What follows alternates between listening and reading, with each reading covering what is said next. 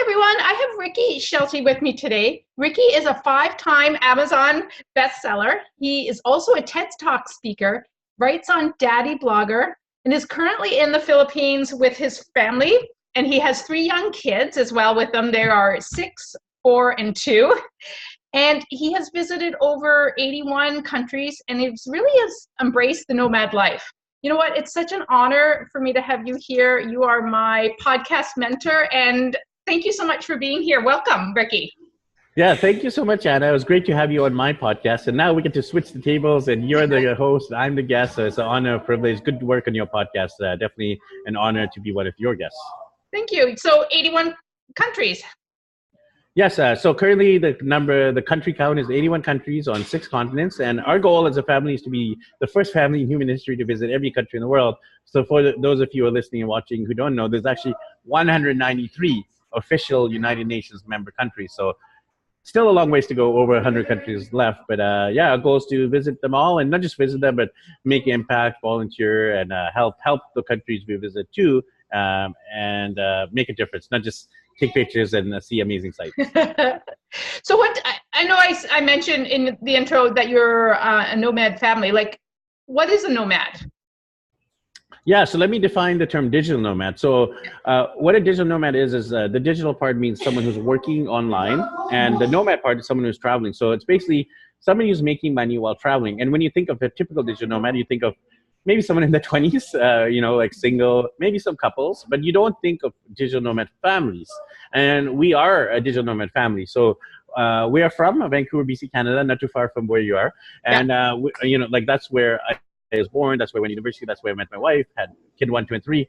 So around the time when we were having a 3rd kid, that's when we decided to go nomad and decided to travel the world. And we are not just on a permanent vacation, because that's a misconception. People think, Richy, all you do is travel. All you do is drink margaritas on the beach. I'm like, I do not drink margaritas on the beach all the time. I have done them, but most of the time I'm actually working. Just like you are working wherever you are in the world listening to this, I'm also working. I just happen to be doing it as we're traveling. So I work like 30, 40 hours a week. Sometimes more. As an entrepreneur, sometimes you're working like 60, 70 hours a week. Right? So, I'm doing that as we travel. So I just wanted to emphasize the digital part of the nomad, right? So like there's the work and travel, and it's very much the balance, and we'll obviously get into that as well in terms of balancing work, travel, family, personal health, self-care, and more. So what brought on this decision to kind of go in the digital nomad?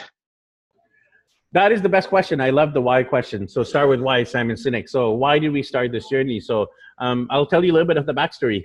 So even though I'm born in Vancouver, in my 20s, I actually traveled quite a bit as a solo backpacker. After I finished university, I went to Japan, taught English, traveled around Asia. I was in Europe, traveled around Europe as a backpacker, staying in hostels, dormitories. And then in Australia, I studied at a place called Hillsong Bible College, and I traveled around the loop of Australia, went to New Zealand. So I'd done Europe, Asia, Oceania. And then I ran out of money in my early 30s, and I went back to Vancouver. And as you do, when you run out of money, you end up with your parents. So that's what I did. I was living in my parents' home in my early 30s. Not a good place to be. So, but around the time when I was in my early 30s, I became an entrepreneur. So I started learning about business. Like I started late as an entrepreneur in my 30s. So I started learning about business. I read Rich Dad Poor Dad. I started going to seminars, workshops, conferences, learning everything I could about being an entrepreneur. So now I've been an entrepreneur for about 6-7 years. And around the time when I was an entrepreneur, I met my wife, had the kids, etc. And how it came about in terms of the travel side of things. So like back in Vancouver, I was feeling a sense of like frustration, confusion, depression. Like I was asking the big questions like, why are we here in life? Or like, is this all there is to life? Living in a suburb, taking your kids back and forth from school, and waiting till we retire to eventually travel. Is that all I'm going to do? And I didn't want that to be my narrative. I mean, that's the American dream, right? They say, white picket fence, a couple of kids, right? Like 2.5. I don't know how you have a kid, but like 2.5. Yeah. And then, you might have a dog, cat, or a little animal, right? And then that's the American dream. And if you've done that, you've achieved success. But for me, the American dream wasn't our dream, wasn't my dream, because like our dream was to travel and show the kids the world, but we weren't living in authenticity. And because we weren't living in authenticity, that led me to like feel that depression and confusion and frustration. So unless something changed, I would be there for the next 20 years, living in suburbia, unhappy. Like I was happy in the sense I was happily married and had wonderful kids, but I wasn't happy in terms of the life purpose and the alignment in terms of authentic value system, right? So that's what led to change. I started bringing it up with my wife. Like she hadn't traveled as much as I had in my 20s. She had been to about 10 countries. I'd been to about 50 before I got married. So she also wanted to travel, but she also had settled for that American dream, even though we're Canadians, right? The Canadian dream. Yeah. Dream, right? That connects. But anyway, so she also had settled for that Canadian dream. So we both were like feeling like we were fighting a lot. There was like a disharmony in our marriage. We'd be working like crazy. We were struggling to pay off our bills, the mortgage. So we were like, is this the life we want? Fighting all the time, struggling to pay our bills, or do we want more? So after talking to my wife for several months, we made a decision like, let's try this travel thing. Let's try traveling as a family, not just for a 2-week vacation, but let's try like for 6 months to a year. And if it doesn't work, we can always come back to Vancouver. And if it works, we can continue. And 2 years later, it still is working. There's still issues, which we can talk about. I love highlighting the struggles as a digital nomad too, not just like the Insta-worthy pictures that you see and like, oh, these people travel the world, they're having so much fun. Well, there's struggles too, which we'll cover. But the reason we left it was to live in authenticity and show our kids this world. I want to teach my kids this world through showing them the world, not through classrooms, textbooks, or schools. So we're doing what we wanted to do. Yes. Yeah. No, I can relate with my own daughter. Like last year, we were blessed to be able to see the wall in Berlin. And to show her that, because she's read it in school, but to actually put your hands on it is huge. It really is that impact. So I can totally relate to that. Now, how do you... Me too. I've been to Berlin Wall, and yeah, it's amazing. Or just not even just that. Like, there's so many amazing wonders in the world. We've all seen pictures of the Taj Mahal, the Great Wall of China, Machu Picchu, the Sydney Opera House, the pyramids in Egypt, right? Like, we've seen all these things. But when you actually set your eyes on them, and when you walk amongst the pyramids or amongst the Machu Picchu ruins, it becomes alive, and it becomes a real thing, not a picture that you've seen on social media or you've seen a YouTube video of, right? Right, it becomes alive and real, and it becomes personal to you. I've been there, I've done that, and now I want to help others see and do the things I've done as well. So it goes from like seeing it to personalizing it to now being missional and evangelist for travel and like showing other people this amazing world as well. Yes. So how is it traveling with kids? Because often I hear, my kids are too young. I'm going to wait till they're, I don't know what this magical age of 10 or 5 or something is. Your kids are all, especially if you've been doing it for 2 years now, your littlest one was a babe. That is right, Anna. Yeah, we were traveling with 2 toddlers and a newborn. So now our kids are 2, 4, and 6. But before, when we started this journey, they were all 5 and under. So 3 kids, 5 and under. So that's the worst time to travel the world. It's like the time when you should be in a suburb raising them. And, it would be crazy to travel with 3 kids that young, right? Those are the questions people will bring to us, but those are the questions we brought to ourselves as well. But the right time to do something is always now. There's no tomorrow, there's no one day, there's no bucket list that you'll achieve if you wish and hope for it. The only time to do something is now. The best time is now. So it wasn't the perfect time. We didn't have the exact money we needed, but we figured it out. So the thing is, like, if we waited, how long? You brought up the magic number. There is no magic number, because when they're older, there'll be other issues. They'll be in karate, they'll be in gymnastics, they'll be in ballet, they'll be in the sports teams, and then you'll make that excuse like, oh, now they're in all these programs, we can't do it. When they're in the teenage years, you'll be like, oh, they got to get ready for university, we got to prep them, and then they'll be in university. Oh, now we got to prepare them to get a job. It's not, and then the right time is long gone. So the right time is always now. So that's my biggest suggestion is like, don't wait, because if you wait, it will never, ever, ever happen. And I knew for us, like, we don't want to live a life with regret. We want to live a life with accomplishments. Yes. And now we are, like, when I look back at my own childhood, for example, like, I wish I traveled more with my parents. That's the honest truth. And a lot of people listening to this might be like, oh, I wish I traveled with my parents too. Well, now that we are parents, we don't want our kids to say that to us. And you're a shining example of this, Anna. Like, you're traveling with your daughter, and you are living your mission and living your dreams now. So I want to do the same thing. Like my kids are going to be like, our parents like travel too much with us, with us, and because they're young, it's like I feel the pivotal time for them to learn is these early foundational years. They won't remember everything. I am solid. I know that to be true. But the changes that happen to the psyche, the soul, the spirit is powerful because the foundational years in terms of how they think, how their heart, their compassion, like all these things are happening in these young minds, these young hearts.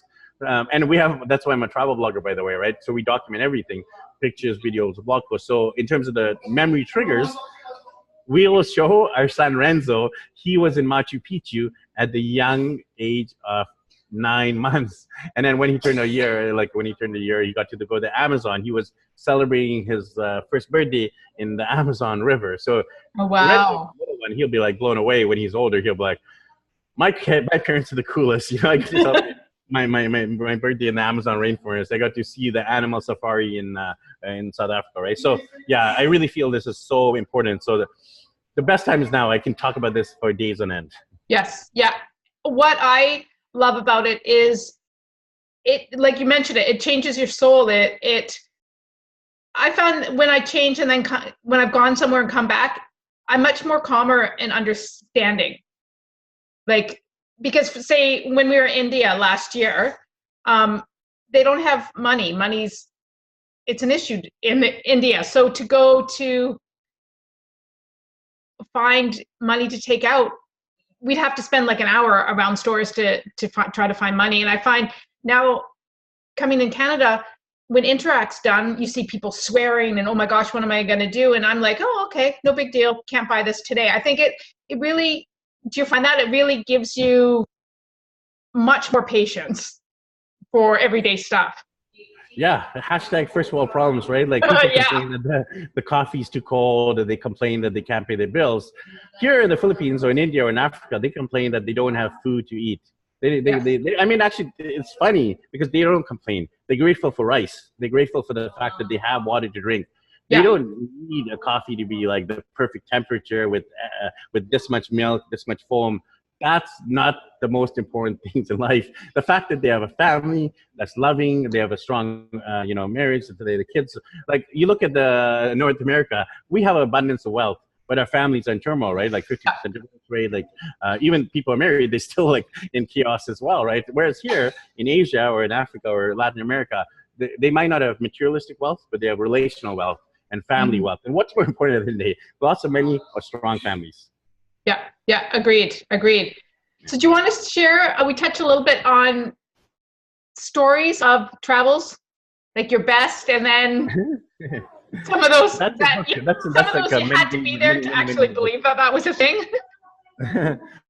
So many stories. So I want to shift people's thinking from travel is about sightseeing to travel is about personal growth and impact. So when I look at travel, I don't look at it as like taking things off my bucket list and like taking pictures of all these things. I do that, okay? But the primary reason we travel is because of the changes inside and the changes outside, the internal and external change. So when I think of the best stories I do have stories about all these wonders and seeing Machu Picchu at sunrise and going on an animal safari and seeing lions in the wild. But the stories that have really impacted me are when I've seen my kids shift.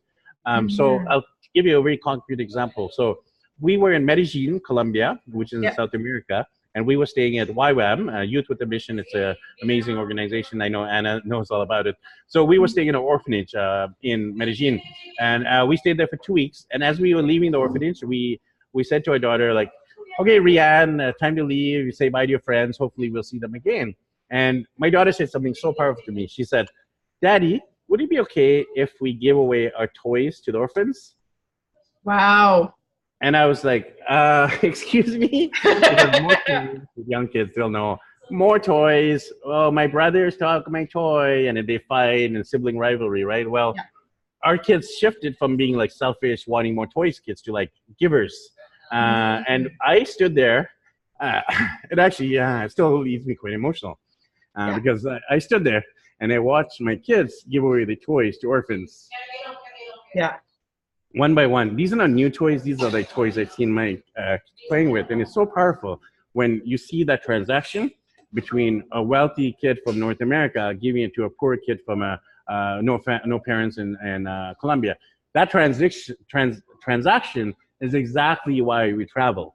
So Right. our kids will not be these selfish brats who are privileged in North America, but they'll be givers and they'll be compassionate and they'll be wanting to transform this world, not just live in it. They don't want to be. I don't want them to be consumers. I want them to be world changers, right? So Yes. Yes. I feel that shift, those moments are why we travel. Hmm. Um, and now our kids know what an orphanage is. Most kids have no idea what an orphanage is. They might think theoretically what an orphanage is. Yeah. Our kids know it from staying in one. And that's one of the most powerful stories that you can see. I still get choked up when I talk about it. Yeah. And also another quick example is like we've taught ourselves to make money while traveling, but we're also teaching our kids to be digital nomads. So my daughter and my son's a little bit younger, so I use my example. My daughter, she's oldest. My kids, they already have they were quite active on YouTube, so they have all these YouTube videos. So my daughter, she turned 1 and she had a birthday party. It's hit like 2 million views. So our kids on their YouTube channel, they're making $100 in passive income every month, and they're 6, 4, and 2. Wow. So my daughter she's a digital nomad already at 6 years old, and my sons too. They just haven't been as active on YouTube because they're younger. But like a 6-year-old girl making $100 passive a month is powerful. Yes. Because that's just going to increase and compound. I don't touch it. I just let it be there for our kids when they grow up. So we all want to create like wealth for our kids. We're investing and we're putting money towards their RESPs, the educational funds, etc.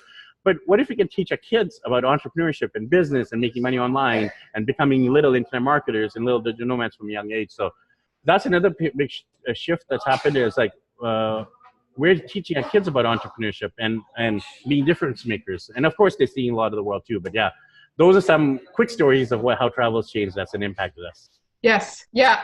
And you touched a little bit. I mean, that's just beautiful. And like you said, it's not about the resorts. It's not about staying. It's kind of going in with the local people and staying with them and embracing the culture. Yeah, absolutely. Like we do a hybrid of different types of accommodation. We do stay in, as a travel blogger, by the way, one of the perks, if you're not a travel blogger, I recommend you become one, because one of the perks of us as travel bloggers is we get a lot of stuff sponsored. We get hotels sponsored, resorts, we get food, we get sightseeing, transport there and back. So I've got flown to different places. I've got helicopter rides. I got laptops, phones sponsored. Even like I mentioned, things like this Animal Safari. We went to Bolivian salt flats, went to Amazon, Machu Picchu, that was sponsored as well. So a lot of our stuff gets sponsored, which again, it alleviates that money side of things, because travel can be expensive, but it doesn't have to be. It depends how you travel. So when we get our resorts, hotels sponsored, we'll stay there. And if we don't, we'll stay in Airbnbs because you can get discount if you're staying long term. And also you get like the kitchen where you can cook, whereas a hotel you usually don't get a kitchen unless it's like a service suite. And then we stay in hostels. A lot of people like, what? Hostels are for young people. I'm like, no. They have private rooms where they have a queen bed. They have like a queen bed with bunk beds for families. So a lot of hostels are becoming much more friendly, especially in places like Europe, where it's expensive, quote unquote, to travel. Staying in hostels in Europe makes a lot of sense to save money on expensive hotel bills. Right. We also stay in digital nomad houses, which means like a whole bunch of digital nomads stay together, and you have super fast Wi-Fi, which you need for our work. We stay in homestays. The last thing we do is homestays. So I like staying homestays because then we get that cultural immersion by staying with the local family. We did this in Latin America a lot because we were learning Spanish. So by staying with the local family in Brazil, we learned Portuguese. By staying with the local family in Nicaragua, we learned Spanish. So, and then of course we do orphanage stays as well. So we can volunteer and teach English there and do arts and crafts there. And our kids can connect with other kids, because when you're traveling as a long-term nomadic family, you don't get that as much of the kid interaction besides playgrounds. So when we say an orphanage, then the kids can connect with other kids their age. Oh, nice, nice. Now, when you're away, how do you balance everything? Like, how do you still keep it all together? You know, you're traveling, you're in a different country, the food, and how does that all come to be able to balance? Lots of gray hairs, Anna. Lots of gray hairs. Yeah, Yeah. Well, I mean, look obviously, at mine. yeah, yeah. So, in terms of the balance, I don't know if there's ever such a thing as full balance, Yeah, unless you're like Jesus, or unless you're perfect. You're never going to achieve the optimal balance in every single area the way you want it to be. Like you will never. I don't. I mean, we can argue this point to death. Or like, will you ever be in perfect health? Will you ever have a perfect marriage? Will you ever have be the perfect dad? The answer is no, no, no, no, no, because there's no perfection, right? So, right, right. but you can be the best dad. You can be the best husband. You can be the best entrepreneur. You can be the best version of yourself, right? So I don't seek perfection. I seek excellence. So I just want to seek excellence in each area. So you have to look at all the major areas of your life. Like self-care is the most important, because if you're not healthy, how can you serve others? How can you build a business? How can you be a great husband or wife? How can you be a great father or mother unless you have self-care? So nurture yourself. That looks different for every person. It might be doing massages. It might be doing floats. I'm a big fan of floating. You're going in a tank and like floating in a float tank. It might mean walks in the woods. It might mean just a getaway by yourself. It might be just Ricky time or Anna time or Joe or Fred or Michelle time, whoever's watching this, right? Yeah, The yeah. you time will actually help you be better in all those roles I mentioned. So that's very pivotal to the balance side of things. And then you got to look at all the areas, right? Like, how do I be better in my marriage? How do I be better as a dad to my oldest daughter, Rianne? How do I be a better dad to my middle and my youngest, right? So I'm nurturing each of those kids individually, and I'm looking at their strengths and nurturing their strengths and helping them form their little identities as daughters and sons. And then I'm looking at my marriage. I'm like, okay, am I doing enough date nights? Are we having enough sex? Are we communicating as much as we need to, right? And if we're not, we need to work on that. If we're not having sex, Yeah. we need to like, get away from the kids, go have sex, right? If we're not communicating enough, we need to spend time communicating.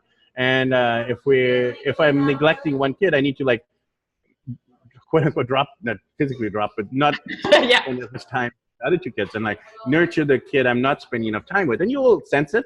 You'll sense when the kids, if you have multiple kids, when the kids really need you. Yeah. Faith and business. So I happen to be a Christian, so that's a big part of me. So I'm praying and working on the spiritual side of who I am. And then my business, I got to focus on like making money and providing for my family, and not overworking, because that's a tendency as entrepreneurs, is to do a lot of stuff and equate that with success. Well, doing a lot of stuff isn't success. It's like doing the right stuff at the right time for the right people is more my definition of success. So work-life balance, I think. Other things around that would be like prioritization. So I have the F's as my F's. Faith is first, family second, freedom third. So I put freedom before finances. So for me, I could be making a lot of money, but not having freedom. But for me, freedom is a greater value than finance. So I'd rather make less money and have more freedom, and of course travel the world, and being free of a boss or manager or a 9-to-5 job. So that's a value system for me, freedom. And then, yeah, so having that prioritization is really key as well. And of course, calendar, right? Putting your priorities in your calendar as non-negotiables. When you put in your calendar as non-negotiables, then you do it. And the other piece of work-life balance is the accountability to others and having coaches. So I have coaches in multiple areas. So like coaches for my business. I'm actually getting marriage coaching, me and my wife, because we want to have a better marriage. We were fighting about money a lot, and we were like not communicating well. So I'm like, I need help. It's something to like as a guy to admit that, but I initiated it. I'm like, I need help, because otherwise our marriage will fall apart. So I initiated it, and my wife's like, okay, let's do it. So we're getting a marriage coaching, and it's helped. It's helped our marriage a lot. And I'm getting support in my health, because I'm not naturally good at working out or going to the gym. So I'm getting help from people who are good at that. So that would be my other side. If you want to have work-life balance, the most highest positions in the world, they have multiple coaches, like a president like Obama or Trump or Trudeau. They have all these advisors, right? So if those people need advisors, we also need advisors, maybe not to the scale as they are, but we also need advisors and guides and mentors and supporters and accountability partners and people championing us on. So yeah, those are some of my suggestions for work-life balance. Yeah, I think it's true. As parents, we think, and I love that you pointed out that as getting advisors, getting that help, because we think we're a parent and we should know what we're doing, and we're less than if we ask for help. And I think that's just so far from the truth. Yeah, it's the opposite, right? It's the more than if we ask for help, then we'll also realize we're not alone in our struggles. Other people have struggles with their marriage. Really? That's true. Yes, it is true. Even though they pretend they don't. Yeah, we all have struggles with their marriage. We all struggle with health and fitness to some degree. We all struggle in our business. A lot of entrepreneurs, they won't share that they're struggling financially. They won't share that they're in a low point or they're facing depression or whatever. Share it, because other entrepreneurs will like, I've also struggled financially. It's not a eureka. It's like a fact. Every entrepreneur will struggle financially at some point. Even the most successful entrepreneurs are the ones who have failed the most. So yeah, I think it's just being real, open, vulnerable, transparent, which will allow other people to also identify with you, and they'll be able to help, and you'll be able to help them. And it's very much about this place of, I went back to the authenticity. It's like being authentic yourself in terms of the things that are working, but the things that aren't working. Because if you don't deal with them, it'll just break you further, and it'll break the things that are working too. So deal with the things that aren't working too. Otherwise, it'll compound, and it'll snowball, and it'll destroy you. Yes. Yeah. Yeah. And then a question that I get asked a lot. I predominantly work with moms, and that's my niche. I've been asked a few times, did dads get guilt? And when I was first asked that, I'm like, I don't know. I'm a single mom. I work with moms. I really don't connect much with dads. But the audience kind of wants to know, do dads feel that same thing as moms do? Like, do they go through a period of guilt? Yeah, we feel guilt, maybe even to a greater degree than the moms. The moms are just much more open about it. The moms are awesome because they actually share that they struggle with their guilt, or they struggle with their emotions, or they struggle to be quote unquote super mom, right? Because dads also want to be super dads. We are the superheroes is very much more of like a male thing. Like most superheroes are male, right? So we want to be superheroes too, to our kids, to our wives, to the world, right? So we want to be Iron Man and Captain America, Captain Canada, or we want to be like the greatest version of ourselves we want to be. But in saying that, our dads, we tend to be a little bit more task-oriented, men anyway, like it's a little bit of a gender stereotyping, apologies. If you're not task-oriented as a man, apologies to you. But I tend to be, I'm speaking for myself, I tend to be as a man more task-oriented. Women, they tend to be a little bit more relational-oriented, but of course there are women who are task-oriented. So I'm doing a little bit of gender stereotyping, apologies to our people who don't believe in that theory. But because of the way I'm built, I'm just speaking on myself, because of the way I'm built, being task oriented, I take that into most parts of my life. So I'm like, okay, I've done my date night with my wife, I've done my hangout with my kids, I've done the task I needed to do. But our kids and our wives aren't looking for tasks from us. They're not looking for like, oh, we've done a date night, okay, our relationship's amazing now. They're like, they want to have communication all the time, consistently ongoing throughout the day, and problem solvers, right? They don't want us to solve the problems, they want us to listen, right? That's another issue that us men face. Task oriented, we want us to fix the problem. Women relational, they want us to listen, right? And also with our kids, because because I am task oriented, with my kids, I'm like, okay, I've done my bedtime story with my kids, tick, I can go back to work. I've done my dinner with the kid, tactic, I can go back to work, right? So I tend to be that way, but I need to shift that from like, if my kid needs me when we're not doing those things, if she just wants to come ask me questions, it's okay. I can put down my headphones. I can say, wait to the client instead of wait to my kid. Because if I say wait to my kid, I'm showing her that my client or my screen in front of me is more important. But if I say wait to the client, it's actually powerful because I'm telling my client, you're less important than my kid. I'm going to put my kid before you. And guess what? They'll honor me further because they're like, this guy got his priority state. Right? Yes. Right. So like it's definitely, the dad guilt is real, but it's not vocalized. So it's there, but us men typically tend to not share publicly about our problems. Therefore, we don't share that we have the dad guilt. But I know a lot of your listeners who are either a dad or married to a dad, will know that dads face the dad guilt too. So yeah, it is very real. And dads, you have permission. Share it. Share it with another dad. Share it with your wife. Share it with your spouse. Share it with your partner. Share it with the world. Because again, vulnerability, right, is power. Mm-hmm. I just had a big aha moment when you talked about that, because how often, when we're talking to another adult, our kids are interrupting, and we always go, shh, wait. Huge light bulb moment for me that no, they should be my priority. Why am I giving my daughter? Why should they be? Why? The client is just like a business partnership, or that's so unimportant compared Yeah. to our kids, right? And I say this with like looking at myself too. Like there are times, yes, of course, when I'm on a podcast interview, I don't want to be saying, "Okay, let's stop the podcast, Anna. I gotta focus on my kids," because that's almost like extreme as well, right? Because and you have to educate your kids, like, okay, when daddy's on a call, he's doing business, so if it's not an emergency, because for kids, everything's an emergency. Yeah. Daddy, Brian stole my toy. It's an emergency. I got to run to daddy and tell her, right? But it's not an emergency. It can wait. So you have to also balance that with telling your kids and educating them the times when daddy has to be on a call. So if it's possible, if it's not an emergency, if the stove is on fire, if the smoke alarm's off, I will stop my call and I'll help, right? But so it's a balance. It's not like always just saying, stop client, focus on the kid, or stop kid, focus on the client. It's like finding a healthy balance, right? Yes, yeah. And then with that, so say families are listening and they're going, oh my gosh, I don't even know where to begin with traveling. I'm still nervous. They're babies. Where can they start?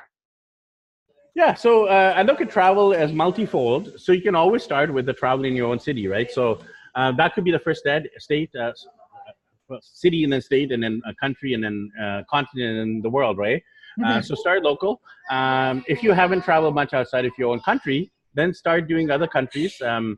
You might want to start with the English-speaking country, because you got to realize a lot of people in North America think English is the world language. It is in terms of like communication and stuff, but most of the world does not speak English. Try traveling around China. Like I've been to 20 provinces in China. Try traveling around China with just English. You'll realize that English isn't the dominant language in China. Try traveling around, Central and South America with just English. You'll realize most Latinos don't speak English as their native language, right? Some of them might speak it as a second, third language, but most of the world in the Middle East, right, it's Arabic. In Eastern Europe, it's Russian, or in India, it's Hindi, right? So in a lot of Asia, it's like Japanese or Korean or Thai or Indonesian, right? So a lot of the world isn't English speaking. So if you're going to those places, just be aware of the fact, learn the language. So it might be easier to stick to English speaking countries like, Canada, US, and England, Wales, Ireland, Scotland. The Caribbean have a lot of English speaking countries. South Africa is English speaking. Malaysia, Singapore is English speaking, and Australia, New Zealand. So those countries will be easier if you're not language adept in terms of picking up languages quickly. And the other tip is always, when you're going to a new country, try to integrate. Don't just be the tourist who sticks out with the camera and on the map, speaking English really loud, and like wanting things to be your way. Like, why is the bus not running on time? Well, why should they run on time? It's not Canada or America. They run it totally different. Here, the buses run when they get full. If they don't get full, they don't run. And it's the way things are. Why do they need to shift to us and North Americans and Westerners? We need to shift to them, because this is the way it operates, and it's just the way it is. So you got to adjust to them. You can't complain about, you can complain, but it's not going to enrich your travel a lot. It's going to frustrate you, because they're not going to change for you. No.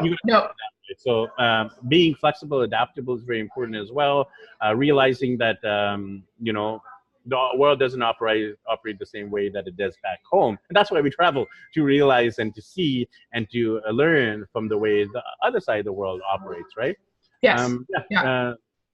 And if you're figuring out the income side of things, start with a side hustle. So if you're not a digital nomad, start with a side hustle and start building up your income to the point where you can make it a full-time income. And then start traveling to cheaper parts of the world, I would recommend. Because if you travel to North America, Europe, and then Oceania, Australia, New Zealand, etc., that's going to be expensive. So unless you have a budget, and if you're traveling for short term, go those places. But if you're traveling long term, nomadically, like continuous for us, like already 2 years and counting, we have to actually stick to the cheaper parts of the world. Otherwise, we'll go broke quickly. And I don't want to be living with my home with my mom and dad and kids, right? I don't want to get there. Therefore, we're actually purposely sticking to cheaper parts of the world. Asia, Africa, Latin America are the cheaper parts of the world. So it's quite cheap here in the Philippines, for example. Here, I can get a hotel for like $20 with a private bed, air conditioning, private washroom, breakfast included for like $20. In Canada, I'd probably get a shoebox for $20. So like back in Canada, if I was traveling, and it would be minimum like 60 to 80 bucks for a really cheap motel, right? Like low end motel, like a 2-star motel would be like 60 to 80 bucks. So just remember, your dollars will go a long way when you're spending in the local currency. So travel to cheaper parts of the world would be my other tip there in terms of getting started. Yeah. In Quebec, you mentioned volunteering. So you mentioned Youth with a Mission. Any other places if people want to investigate that? Because it's another good way, because normally if you volunteer, they provide your housing and food. Do you know any other volunteer kind of places people can take advantage of? Yeah, absolutely. So there's different models of volunteerism. So that's actually a growing trend within the tourist travel industry. So volunteerism. So one model is that you actually have to pay to be a volunteer. I don't like that model, but it's a model that a lot of people use. You got to look at why people use that model. Is because like obviously you got to pay people to organize the whole volunteer trip, so that's why it costs money. Then there's the trade model, whereas like you'll volunteer, but in return you'll get like hotels, or sorry, not hotels, but you'll get to stay for free, and then you might get meals. So then there's like the organized model, where like someone will organize it for you, and like there's almost like a self-organized model. So I actually do the self-organized, where I find out the places I want to volunteer, and I do it myself. So how do I do that? So there's a few ways. First, you got to figure out what you. Volunteering is a big topic. So like, what do you want to volunteer in? What area you're passionate about?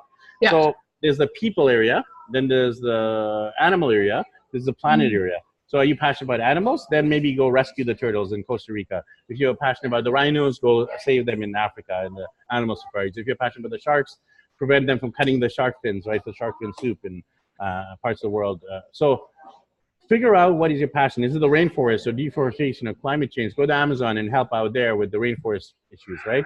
If it's people, like you can help out with orphanages, with battered women's shelters, with teaching English, doing arts and crafts. Like the big organizations like always need help, like the NGOs, the nonprofits. Like we volunteer with the SOS Children's Village. We work with YWAM, Youth with a Mission.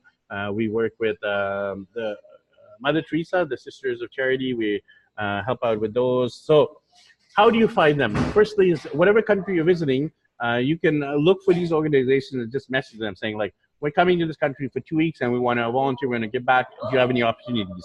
So if you go direct, then you'll bypass all the admin and kind of those people setting up for those trips.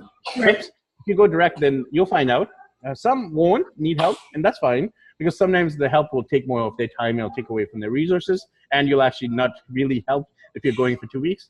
But some organizations really need help with teaching English, for example. Like if you're a native English speaker and you just go there, and you don't need to have skills as a teacher, all you need to do is speak the language, and people just ask you questions like, how do I introduce myself in English? And you can teach them how to say their name or their age or where they're from, their nationality, what are their dreams, hopes, aspirations. So teaching English is a big way to volunteer. And look for those different organizations I mentioned, like orphanages. They always need like teaching arts and crafts to the kids, or helping with babysitting or nursing. So, and a lot of the times, like, you know, in Canada, US, if you do crazy like criminal checks and like that. Yeah. Asia, you don't need criminal checks. You just need to be there because there's obviously like cameras and they staff around. So you're not going to be alone with the kid, right? So they're not going to let in like pedophiles into there. Like, I mean, obviously, like that's why you do criminal checks, so you don't do harm to kids. But they are safety precautions. But you don't need to do all this like bureaucratic stuff. Yes. They just need people power in a lot of places where help is needed. You can do construction, building houses, right? Like there's so you just have to Google it.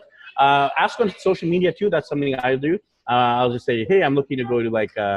Do you guys know any volunteer opportunities? And people are like, actually, we know a place that they need like elephants. They need you to help wash the elephants and feed them and take them for like walks and like pet sitting, etc. So there's so many opportunities. You just have to look for them and ask for them. Oh, cool! Very cool.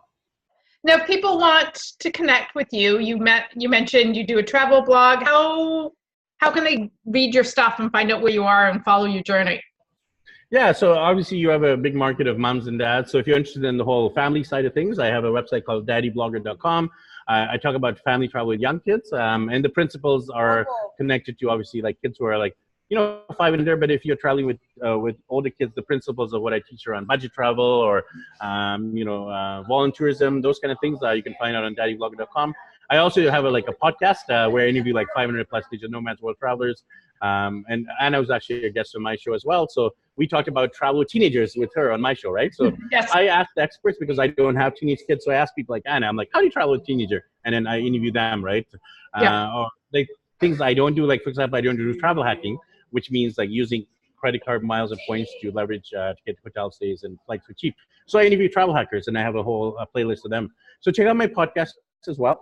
And if you're interested in being a digital nomad, I actually have a whole training program, coaching, consulting. I have a virtual summit annually, online courses and books. So all that's at digitalnomadmastery.com. So the easiest ways to find me are daddyblogger.com and digitalnomadmastery.com, and I'll be happy to connect with your audience. Awesome. Thank you so much. So I love it. It was so good. And I love that you touched on the travel part, and it's more than travel. It's just really immersing yourself, and that's my value too, immersing myself into the culture, and that's why I adore traveling, is learning more, and I love that you talked about that. So thank you so much for being here. It's been a pleasure, and if you guys want to know more information about traveling or Daddy Blogger, he's also, like I mentioned at the beginning, written 5 books and they're all for kids. Are they for traveling? Check out Daddy Blogger. Sorry I didn't get to talk about that. But yeah, 7 books about the 7 continents were in the 7 months. So currently there's already 5, and there'll be a couple more before Christmas of 2018. So by the time people listen to this interview, there'll probably be all 7 books out. But yeah, it's like a book per continent. So cool. If people are interested in learning about family travel for kids, written from the kids' perspective, then you can get my kids' books. And that's available on daddyblogger.com and also on Amazon as well.